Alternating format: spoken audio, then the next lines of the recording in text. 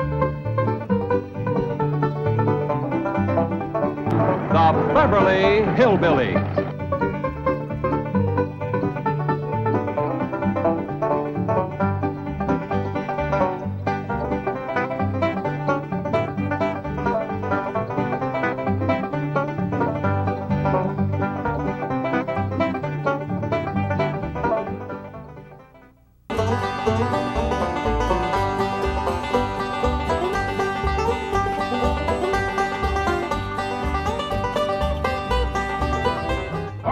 Jethro, tell us exactly what happened with Miss Drysdale. Well, I come around the side of the house, and I see this here lady fighting with a furry-looking varmint. Turned out it was Miss Drysdale. No, Uncle Jed, it was a fox. Lady was Miss Drysdale. Oh, yeah. So I grabs up the shotgun, and I says, "Step aside, lady, and I'll shoot it." Well, instead of that, she whipped around and throwed that thing in the air. Well, I shot it on the fly with both barrels. Blew my wife's fox fur to shreds. I wonder if she fainted dead away. I caught her just in time. The chauffeur had to help me get her into the car. She was out like a light. She was stewed to the gills. You said it took 2 men to get her back in the car.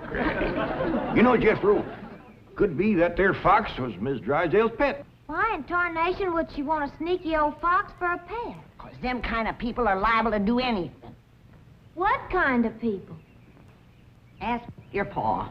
Well, I reckon I can't protect you from the ugly side of life forever. You see, Miss Drysdale is what city folks calls what was her husband called it, Granny? Hypochondriac. Yeah. That means she drinks a little. A little. Her own husband said her bedroom was full of bottles.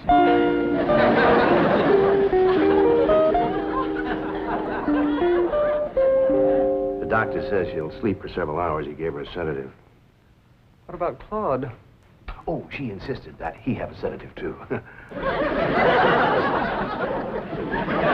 Poor dog, he's probably the first canine hypochondriac. Well, let's be thankful for one thing, Mr. Drysdale. What's that?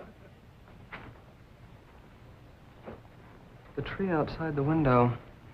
It completely obscures her view of the Clampett estate. Yes. And if that tree should ever lose its leaves and she gets one look at those hillbillies... It shall not happen. The Clampetts have agreed to accompany me to Palm Springs. Fine, fine. Now, you keep them there until I get Margaret back to Boston. Can do, and will do. Maybe it's for the best that you know about that poor woman next door, Ellie. Now you can pitch in and help us get her cured. Yep. I'll need you to help find the makings from a sobering up mash. That's what I'll give her first. But Miss Jane said she was taking us to Palm Springs. Folks don't run off and leave the neighbors when they's in trouble. What are you going to need for your sobering up mash, Granny? Well, most of the stuff I got. But it takes pecan root, wretchweed, sourdough, skunk oil, chimney soot, spider webs, horse mint, snake wort, pepper leaves, chicken gizzards, stump water, coal oil, slippery elm ooze, and turpentine, and a few more things that's secret. Oh, and the biggest toad you can find.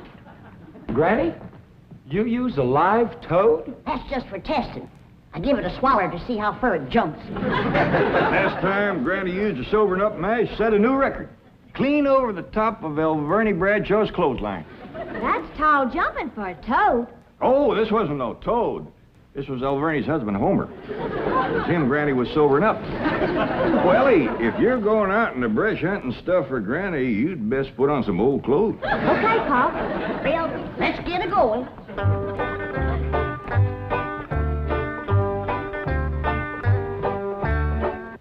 Oh, I pert near forgot.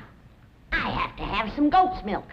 After Mrs. Drysdale takes my sobering up mash, she has to have fresh goat's milk every half hour to stop the burning. Well, I reckon Jethro can borrow some. Well-to-do neighborhood like this, folks is bound to keep goats. Everybody except us. We ain't even got a cow. Nor pigs neither. Nor chickens. We ain't even got nothing to pull a plow. You're supposed to be so dad-blame rich. I'll bet we're the only family in Beverly Hills that ain't got a mule. I reckon it is high time I was stocking this place. Even Mr. Drysdale's been after me to buy some cattle. Well, good for him. Yeah, just the other day he says to me, Mr. Clampett, you got $25 million in cash. You ought to put some of that money into stock.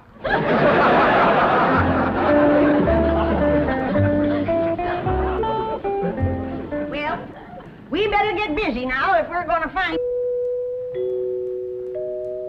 There goes that music again. Jethro, did you ever find out where that's coming from? No, sir, I didn't. Every time I went to looking for it, somebody always come to the door. This time I'm gonna find it for sure. Yeah, good hunting. Me and Granny will be figuring out what stock to buy.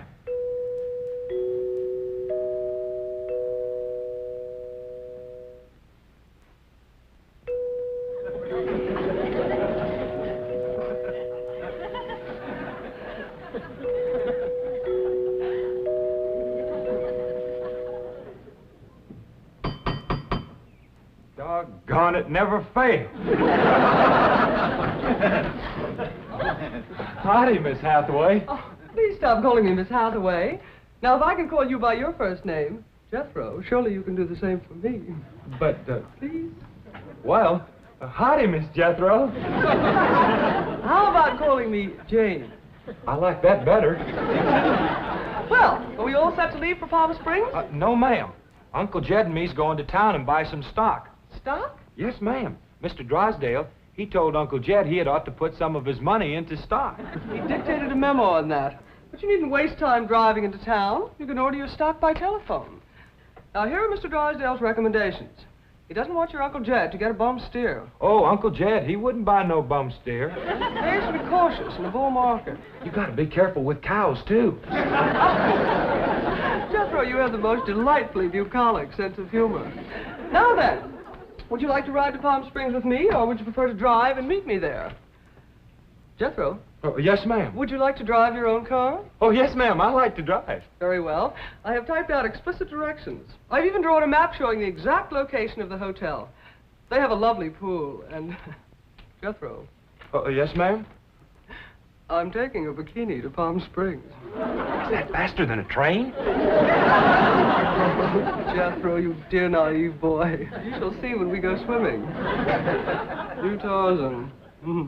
Me Jane. No, ma'am. I'm Jethro Bodine. I almost hate to see you change. I ain't gonna change. Oh, yes, you will. Under my tutelage, you will become an educated man of letters. Someday, I shall introduce you as Jethro Bodine. B.A., M.A., Ph.D.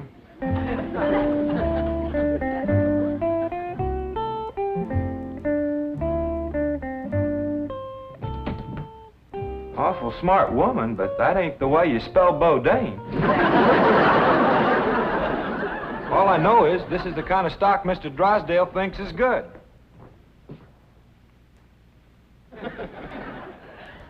What does that say? IBM. What's that spell? IBM. What's an IBM? I don't know. Next it's got, Us's. Us's? Well, that's what's wrote there. USS. That makes sense. Well, maybe it ain't Mr. Drysdale's fault. Just between you and me, that Miss Hathaway can't spell for sour grape. I don't need this list nohow. Me and Granny's already figured out what we want. That's right.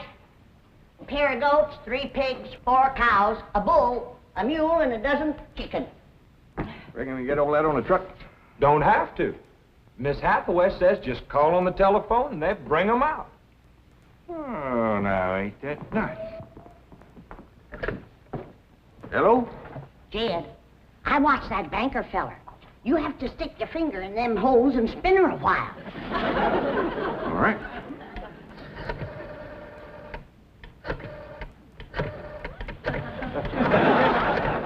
Reckon that ought to do it. Operator. Oh, howdy, ma'am. This here is Jed Clampett. I'd like to buy some stock.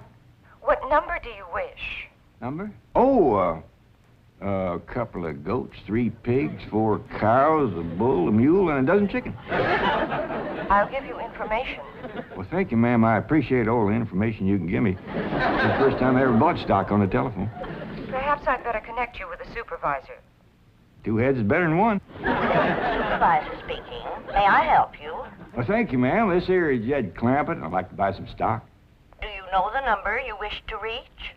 Well, that's more or less up to the animals. But the number I want to start with is a couple of goats, 3 pigs, 4 cows, a bull, a mule, and a dozen chickens. It sure is a dandy pen, Jethro. As soon as Ellie gets back from the Drysdale, she can milk this here goat.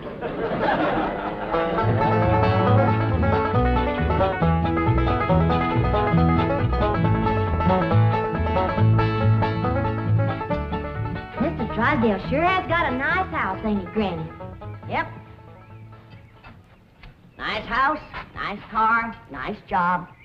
But the evil of drink has sure laid a heavy hand on his heart. Never forget, Ellie, drinking is a curse.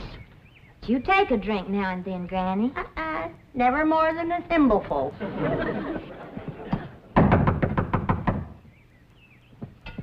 Oh, Ellie, you might have to hold Mrs. Drysdale while I spoon my sobering up mash down her. I'll throw a double scissors and an arm lock on her. Just so you don't cut off her wind if she can't breathe. Yes? Howdy. We've come to see Miss Drysdale. I'm sorry, madam, but Mrs. Drysdale cannot be disturbed. Are you her kin? I'm a butler. Oh, that must have been her maiden name. You were taking care of her, are you? I am a butler, madam. Well, I'm glad to see that her family ain't ashamed to help her. Whom shall I say called? Well, this here's Granny, and I'm Ellie Mae. Paul and Jethro would have come too, but they're busy with the cattle. Very good. Hold on now. We've come to see Miss Drysdale. Mrs. Drysdale is indisposed, madam. She is not receiving. Oh, still sleeping it off, huh? Well, when she comes to, you just spoon half of this down her and then stand back. Yeah, she'll commence to doing some tall jumping. Won't bite you. We'll be back later with the goat's milk. Want me to stay and help you do for Miss Drysdale? We are managing, thank you. Are you doing the washing and the cleaning and the cooking for her? Certainly not. Oh, just letting it pile up on her, huh? Madam, I am a butler. Oh. Want me to haul him out of there, Ranny, and wrestle him down? Kin folks have certain rights. Family comes first. He sure is proud of that family name, ain't he? Yeah. To hear him talk, the butlers don't get wet when it rains. Did you say something, dear?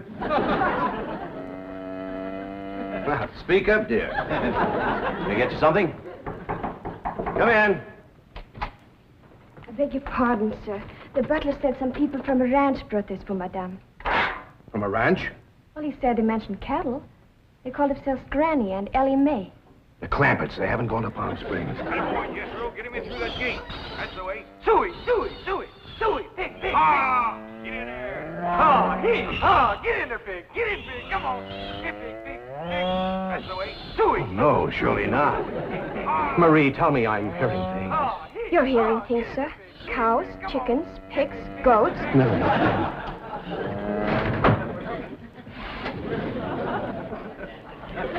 Anything I can do, sir? Pray, Marie. Pray.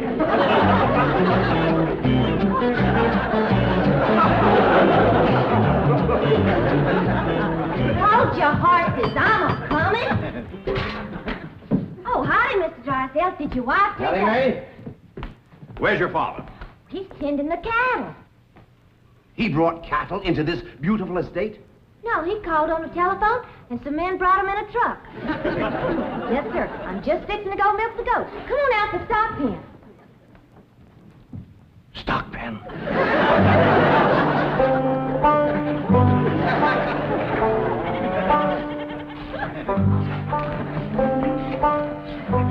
Yes, sir, Mr. Drysdale. I finally took your advice and put some of my money into stock. How's that goat milk, Ellie? Just fine, Pa. He sure is a dandy pen, Mr. Drysdale. Yeah, good stout fence around outside. Of course, that one across the middle ain't so much. Bulls already jumped it twice, and it ain't even mating season.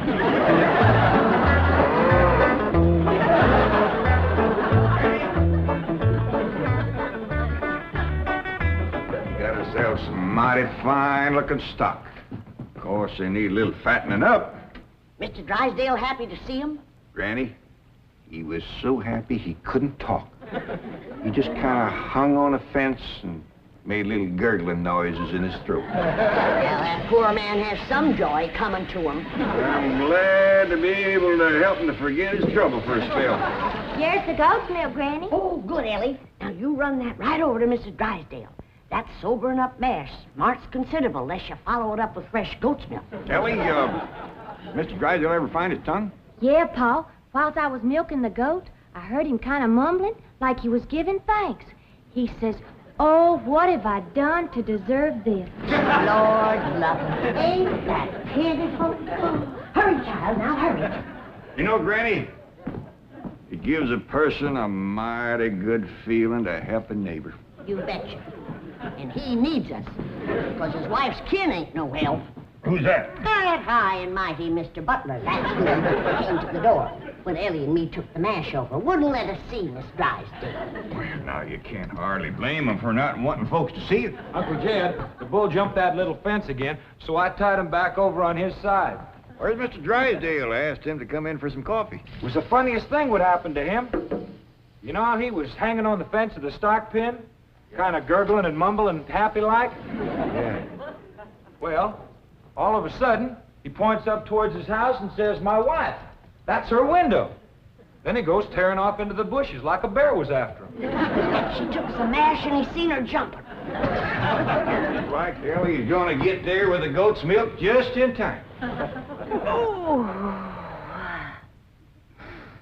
Oh, Sonny, Sonny, your mumsy just had the most ghastly dream. I was going to see our new neighbors, the Clampetts, and suddenly this dreadful giant appeared with a huge gun and shot my beautiful fox fur. Isn't that the most dreadful... Claude, what are you eating? Oh, did Ravenswood bring my darling boy some nice fishy scraps? Claude. Claude! Marie, come and get Claude. What's the matter, dear? Claude, he's having a seizure or something. Is something wrong? Yes, Marie. Open the window. Yes, let's have some fresh air. No. You take Claude to the doctor. I'll get the window.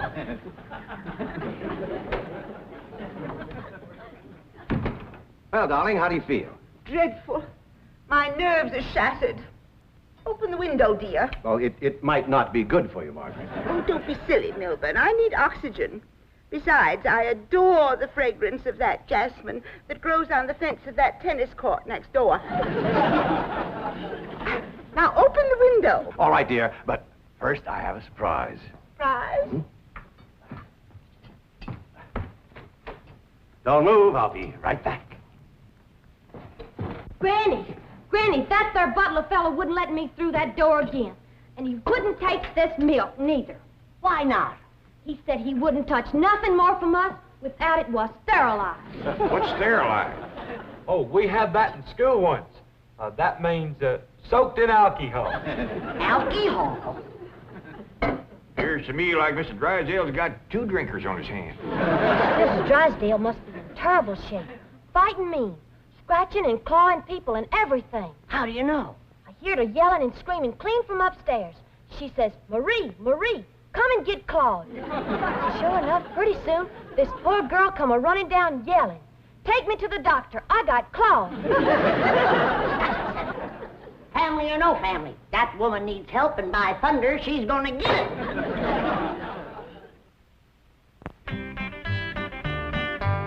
Surprise! Surprise! Milburn, have you taken leave of your senses? You know I'm much too nervous to watch television. But, darling, the doctors in Boston said your nerves were just fine. Those Boston doctors.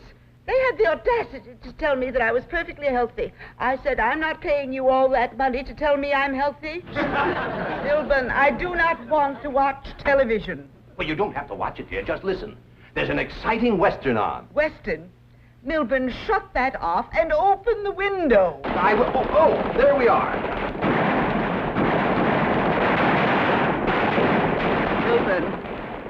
Are you going to open the window, or am I? I am, dear.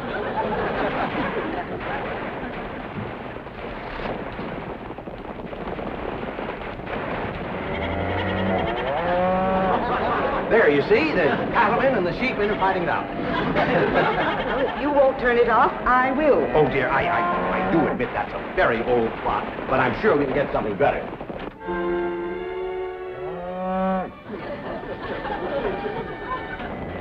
That medical program, go back to that. Well, don't you think that's a bit depressing?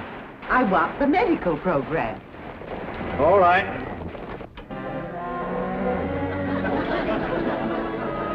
Wilbur, I still hear the cattle and the goats. Yes, you see, this is the latest thing in television program. A medical western. Medical western? Yes, I think it's called Sagebrush Surgeon. That's the window he pointed to right there.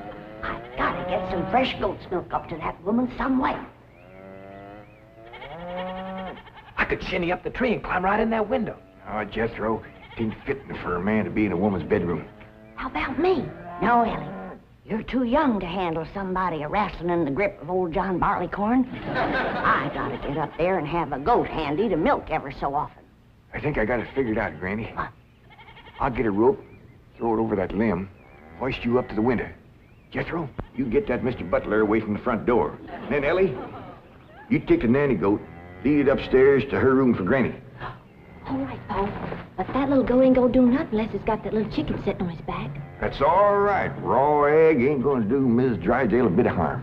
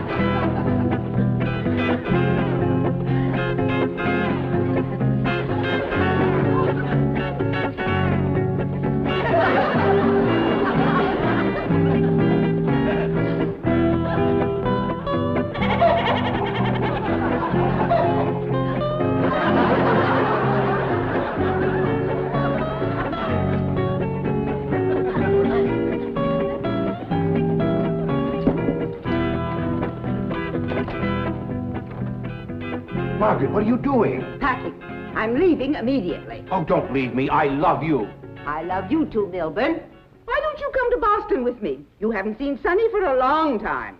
I don't understand. Why have you suddenly decided to go back to Boston? To see those doctors. Let them dare to tell me now I don't have a nervous condition. I'm even having hallucinations. It's wonderful. Hallucinations? I just saw a witch fly by that window, and there's a goat in the bathtub with a chicken riding on its back. Oh, you couldn't see them, dear. Only someone with my shattered nervous system. There goes the witch again. Oh, Milburn, I'm the happiest woman in the world. It's marvelous. Wait until those doctors hear this. Can't get in the attic and she won't open the window. Heist me up again. Here, Milburn. Let's have a vitamin toast to my coming triumph.